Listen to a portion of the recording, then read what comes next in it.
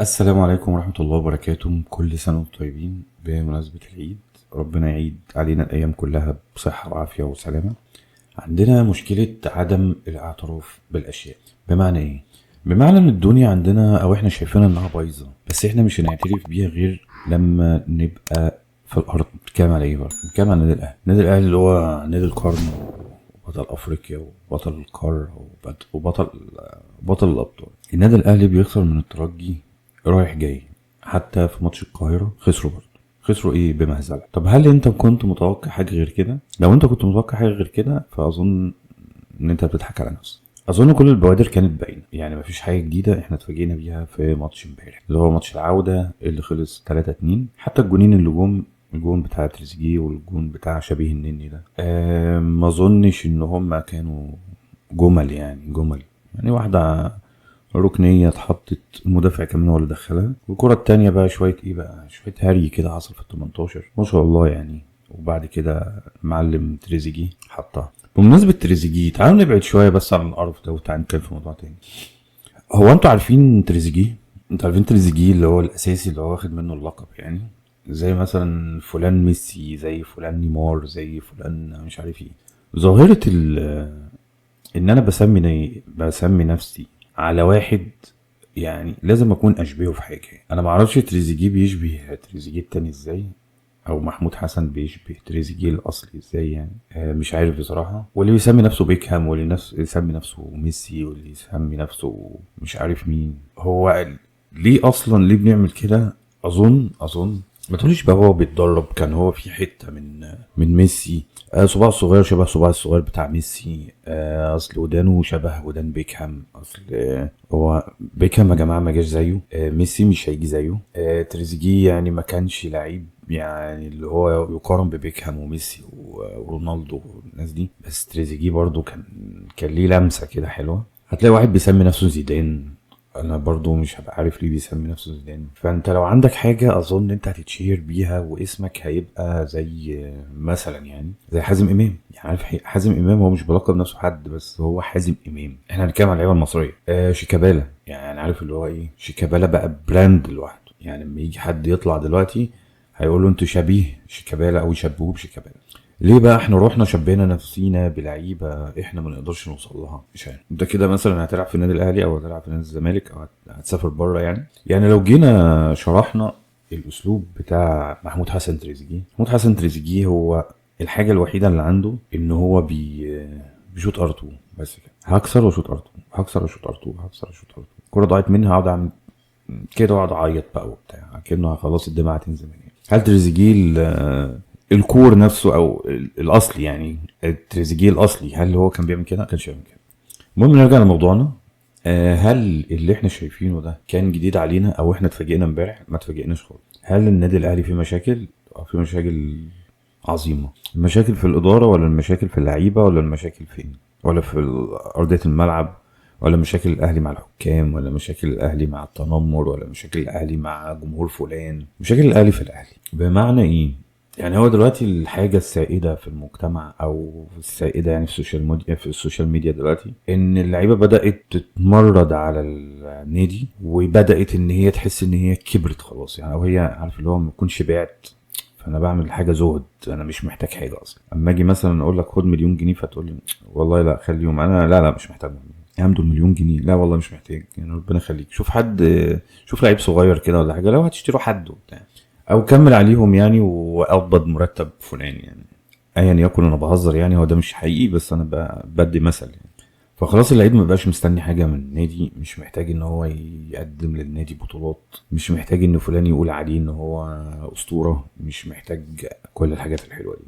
هو محتاج ايه؟ هو كان محتاج فلوس، ومحتاج يلبس التيشيرت الحمراء بتاعت النادي الاهلي بس خلاص. والسي في عندي انا لعبت للنادي الاهلي، كده كده النادي الاهلي عارف الفكره ايه. انا هروح اشتغل مثلا في مايكروسوفت، هروح اشتغل في جوجل، هروح اشتغل في امازون، هروح اشتغل في اي حاجه يعني. الحاجه دي تزودني، مش انا اللي هزود لها. بمعنى اللي هو ايه، انا السي في عندي انا اشتغلت في امازون، فخلاص انا بعد كده اي حد هيتمناني. فخلاص انا اشتغلت فين؟ او رحت لعبت في الاهلي كده كده احنا عارفين بياخد الدوري من غير صعوبه يعني.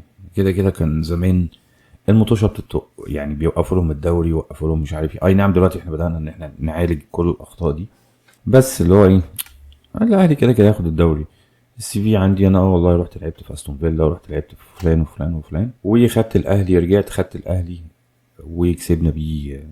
مش الاهلي هو اللي كسبني، لا، انا كسبت الاهلي الدوري. وعادي دوري الابطال احنا كده كده بنعرف نكسبه يعني، لو حتى شكلنا وحش فان شاء الله. المهم كل اللي دور غير اللي كان متخطط له خالص. بمعنى ايه؟ بمعنى ان مفيش دوري، اتمنى والله العظيم ان الاهلي ما ياخدش الدوري. مش رخامه على النادي الاهلي بصراحه، بس اللي هو ايه، خليك انت بني ادم فير كده، او بني ادم بدون انحياز لاي شيء، واتفرج على النادي الاهلي كده من بعيد. لكن اطلع بره الموضوع ان انت بتشجع النادي الاهلي، بص عليه من بره. هل الفرقه دي تستاهل تاخد الدوري؟ طبعا هتقول لا، بعيدا ان انت بتشجع الاهلي او بتشجع اي حاجه ثانيه.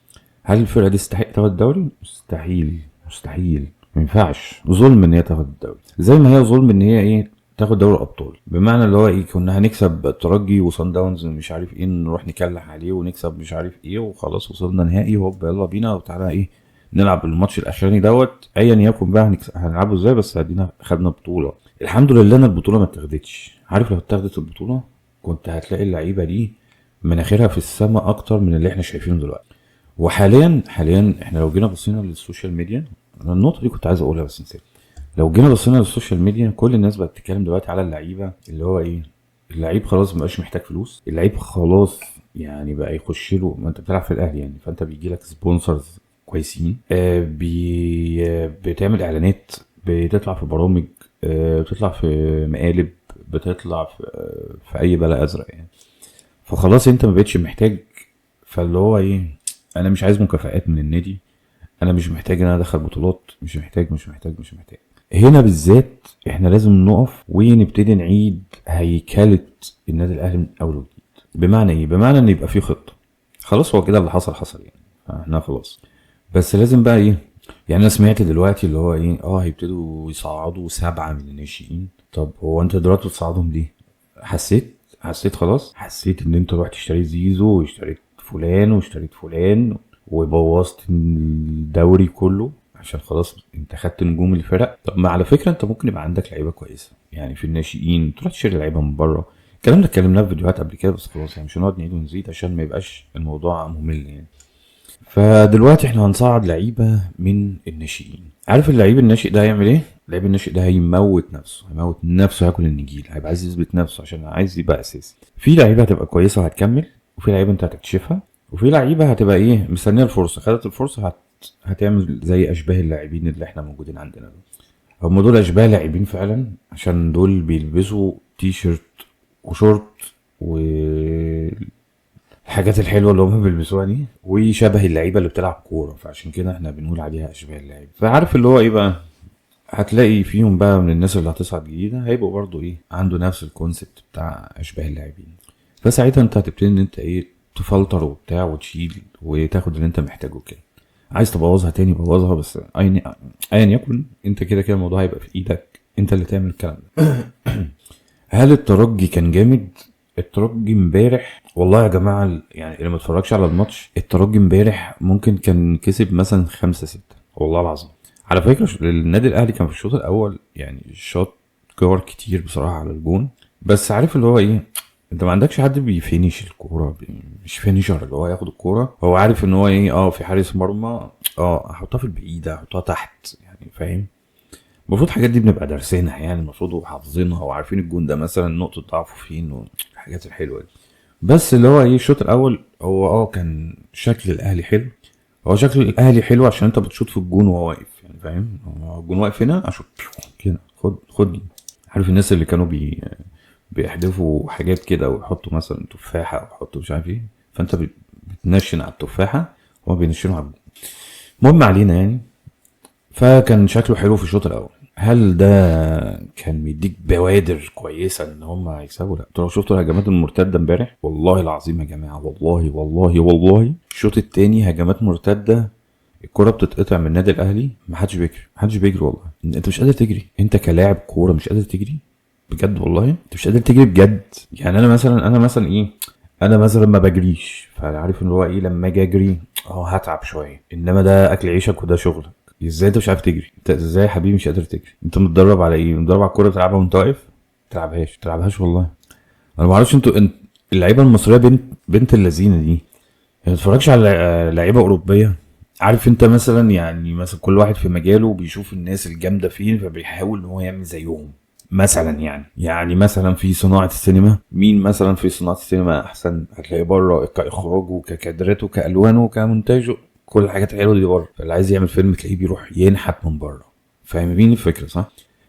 عايز اعمل مثلا سيت اب، فبنشوف مثلا بودكاست مثلا بتاع فلان ده حد جامد بره او ايا يكن، حتى لو جامد هنا بس بنشوف اجمد حد في المجال بنحاول ان احنا نقلده او نعمل زيه او نقرب له. فدلوقتي انتوا كلاعيبه مصريه ما عندكوش بين سبورت، ما عندكوش اي حاجه، ما عندكوش حتى المواقع اللي هي بتقطع كل 5 دقايق دي اي حاجه. انا اهم حاجه ان انت تقعد تتفرج على اللعيبه الاوروبيه، تتفرج على تجارب الناس، اتفرج على الدوريات، اتفرج على الناس بتجري ازاي في الملعب، اتفرج على الناس بتعمل ايه في الملعب، اتفرج على الناس بتموت نفسها ازاي في الملعب، اتفرج على الناس بتبقى خسرانه مثلا ماتش الذهاب كذا وبتحاول ان هي في ماتش الاياب او الماتش العوده تموت نفسها عشان تصعد.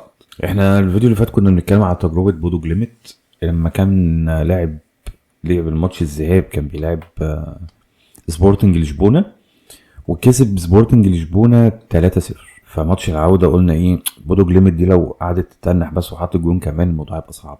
عارف سبورتنج لشبونه عملوا ايه؟ كسبوا 5-0 اظن يعني على ما اتذكر. دي ناس عندها روح وعايز تعمل حاجه، وانا كنت خلاص الماتش الاولاني يعني انت خسران الماتش الاولاني 1-0، انت ما خسرتش 800-0 يعني، انت ده 1-0 عادي، مش عارف تحط جون، مش عارف تحافظ عليه، ما عندكوش دفاع. على فكره مصطفى شوبير، يعني مصطفى شوبير مش هيتسأل عن كل حاجه امبارح بصراحه، يعني هو ما كانش حاسه مركز قوي، يعني كان في كور مركز فيها وفي كور ما كانش مركز فيها قوي. بس هو برضه في الاول وفي الاخر انا مش يعني كواحد بتفرج، يعني انا كده كده مش هقول ان انا جامد ولا حاجه، يعني كواحد بتفرج انا مش هلوم مصطفى شوبير بصراحه، والله ما هلوم. انا هلوم بصراحه الدفاع، وهلوم كل واحد تمركزه كان فين، وهلوم ان انت مش عارف تباصي، وهلوم ان انت مش بتفتح لصاحبك. يعني برضو من الحاجات المستفزه جدا في وانت بتتفرج على الماتش هتلاقي الكوره في نص الملعب خلاص، كده كده بتوع الترجي قاعدين في ال 18 خلاص بيدافعوا، فده شيء منطقي يعني. خلاص هتلاقي لعيب في نص الملعب من الاهلي جنبيه لعيب كمان بس خلاص، وكل اللعيبه قاعده في ال 18. طب هل انت طويل؟ لا. هل انت هتعرف تفينش؟ لا. انت جوه بتعمل ايه؟ ما تطلع يا عم في الهوا بره، انا ما اعرفش انت جوه بتعمل ايه. زيزو اي كوره يلا عرضها، طب بتعرضها لمين؟ والله العظيم بجد بتعرضها لمين؟ هو قالوا لك عرضها؟ انت بتاخد ملايين عشان تعرض الكوره بس كده؟ طب ما نجيب يا عم لعيب صغير يعرض الكوره بس، مش هيعمل حاجه تاني. فين الحلول؟ مفيش اي حلول. ده زياده عن كده بقى الخيبه بقى بتاعتهم ان اي لعيب كره اتقطعت منه انا مش هرجع ادافع. ليه يا حبيبي مش هترجع تدافع؟ ايه يا بابا ليه؟ ده انت لو بتلعب بلاي ستيشن هتلاقي المهاجم نفسه ليه واجبات دفاعيه، اي نعم مش زي المدافع او مش زي نص الملعب بس هو ليه واجبات دفاعيه صح. ده كلنا بنعمل نفس الحكي. يا جماعه احنا ما بقيناش زمان، يعني اللي هو ايه، احنا بنتفرج على القناه الاولى والقناه الثانيه، الناس اللي حضرتها يعني، في ناس ممكن ما حضرتهاش، اللي هو بتفرج على القناه الاولى والقناه الثانيه وما اعرفش اصلا الدوريات اللي بره ولا الكوره اللي بره شكلها عامل ازاي. فلما الناس دي تطلع تقول لي في برنامج الاهلي دوت بيلعب كوره احسن من اي حد في العالم، فانا هصدقه. لا يا عم احنا بقينا نتفرج على ماتشات بره اكتر من نتفرج على ماتشات في الدوري الزفت اللي احنا فيه ده. احنا ما عندناش دوري اصلا يعني، بس خلينا نقول ان في كوره يعني، وبنتفرج على كوره في مصر، بس احنا برضو بنتفرج على اللي بره. ما فيش كوره مقارنه باللي بره، احنا ما فيش كوره اصلا والله يا جماعه ما في كوره. واي حد بيضحك على نفسه وبيقول ان الاهلي جامد وان مش عارف ايه، والله العظيم ما جامد. الاهلي زي الزفت، كوره في مصر زي الزفت. عارفين يا جماعه انت يعني ما اعرفش احنا هنعمل ايه في كاس العالم بصراحه، والله العظيم انا نفسي اعرف احنا هنعمل ايه في كاس العالم. يا جماعه احنا بناخد المنتخب من الاهلي ومن الزمالك ويعني واي فرق كويسه، اي فرق كويسه في مصر هناخد مين؟ هنفضل معتمدين على محمد صلاح؟ محمد صلاح اديكوا شايفينه دلوقتي في ليفربول عامل ازاي. محمد صلاح ما بقاش محمد صلاح، انا مش برضو بلوم عليه بس هو بحكم السن هو مش هيديك كل الحاجات اللي كان بيديها لك زمان. محمد صلاح اسطوره من الاساطير والله العظيم، اسطوره بره قبل ما يكون اسطوره عندنا، هو اسطوره بره اصلا. فان انت مستني هو يعمل لك الكلام ده ومش هيعمل لك الكلام ده. مرموش برضو ما مش هو برضو يعني انت لو معتمد على اللعيب او اتنين ان هم هيغيروا لك شكل الكوره في مصر او المنتخب، برضو ده مش هيحصل. جماعه والله والله والله لو انتوا ما كنتش اتفرجت على التجربه بتاعه بودو جليمت، يعني اتمنى تروح تسمع الفيديو اللي فات. بودو جليمت دي انا عايز اقول لك النادي اصلا محدش يعرفه، احنا عرفناه عشان بنتفرج على ايه، على دوري ابطال اوروبا خلاص. وان هو بدا يصعد، وبدا ان هو كان عامل سكور كويس على مانشستر سيتي وعلى مش عارف مين وعلى مين وعلى مين وعلى مين، وطلع انتر ميلان، فعمل شويه حاجات حلوه. هل هم بيلعبوا كوره حلوه؟ لا، هم بيلعبوا كوره جماعيه وفيها حته حلوه سيكا. بس هل هم بيلعبوا كوره حلوه يعني مثلا زي برشلونه زي مش عارف؟ لا، هم مش برشلونه، فاهمين قصدي؟ هم مش السيتي، هم مش ريال مدريد. ده بودو جليمت، ده فريق انت ما تعرفش شكله ايه اصلا، ما تعرفش اللوجو بتاعه، ما تعرفش هو فين. بس اللعيبه دي يعني عندهم فكر وعندهم حاجات بيطبقوها. يعني ايه ندافع، يعني ايه ما بقاش اناني، يعني ايه افتح لصاحبي، يعني ايه ان انا اروح اما يكون مثلا زميلي خلاص اتزنق ان انا اروح افتح له واخد منه الكوره واسلمها له وافتح الملعب الناحيه التانية واعمل واسوي وارجع ادافع. وغير كده وكده انا عندي روح، انا في حاجه انا عايز اعملها. هل الكلام ده موجود عندنا؟ الكلام ده مش موجود عندنا. موجود عند فرقه صغيره زي دي، ما بقتش فرقه صغيره، بقت دلوقتي فرقه كبيره. ففكره ان احنا مستنيين ان الاهلي يتصلح حاله، الاهلي مش هيتصلح حاله بنفس المنظر اللي احنا بنتفرج عليه. جماعه احنا معديين ال 100 مليون بني ادم. هل مصر ما فيهاش 11 لعيب اساسيين، 11 فرد من 100 مليون؟ مستحيل. هنفضل بقى اصل فلان يقرب لفلان واصل فلان يقرب لعلان واصل فلان والله شفت الترقيصه اللي رقصها لفلان، لا ده جامد. هي عمر الكوره ما كانت بشو كده بيحصل. لا لا، جيرارد من اللعيبه العظيمه في ليفربول صح، مش هنختلف على كده. يعني ما كانش مهاري بس كان قائد، كان عنده حته الجرينتا، كان عنده حته اللي هو لا احنا هنكسب، احنا خسرانين من اي سي ميلان 3-0، لا يا عم احنا هنكسب ازاي؟ دي اي سي ميلان كان فيها تشيفيشينكو وكريسبو وكان فيها ناس بتطلع نار من بقها، هنكسب. اولا واخيرا الاهلي ده منظر بصراحه ما اتمناش اشوفه. ما اتمناش اشوفه عشان انا بشجع الاهلي، لا لا، حاشا لله، ما بشجعش الاهلي. ما بتمناش اشوفه عشان هي دي اللعيبه اللي هتلعب في منتخب مصر، اللعيبه دي اللي هتلعب في كاس العالم. انت هتروح كاس العالم هتاخد على قفاك وتر بجد، ما تلعبش كوره. انت الترجي عمل عليك ماتش، ده في كذا كوره كان بيتمسح بيكوا الارض والله العظيم. انت لو قابلت الناس اللي بره، الناس دي هتدوس على وشك، تدوس على وشك حرفيا. هيتعمل منك حصالة يعني كاس العالم، ممكن يعملوا لك اصلا حاجة جديدة باسمك يعني. فاولا واخيرا هتمنى الموضوع يبقى الطف، يبقى فيه شد شوية على اللعيبة اللي هي اشباه اللاعبين، يعني عشان دي مش لعيبة، يبقى فيه شد شوية على اشباه اللاعبين دي لحد ما نجيب لاعبين، او لحد ما نلاقي لاعبين، عشان احنا المفروض نتعب وندور على اللعيبة مش هتجيلك وانت قاعد. دول كلمتين بصراحة كنت حابب اقولهم على ماتش بتاع الترجي والاهلي بعد توديعهم لدوري ابطال اوروبا، دوري ابطال افريقيا. اتمنى اللي جاي يبقى احسن عشان المنتخب، مش عشان الاهلي ولا عشان اي حد تاني. بس كان معاكم محمود فاروق، ودي قناة كورتنا. اتمنى لو عجبك اي حاجة تعمل لايك، لو عندك رأي تاني اتمنى ان انت تشارك كومنت بتاعك، وسبسكرايب عشان تشوفنا ان شاء الله لو انت حابب تشوفنا بعد كده. وان شاء الله اشوفكم في فيديو جديد، ويا السلام عليكم ورحمة الله وبركاته، وكل سنة وانتم طيبين. سلام.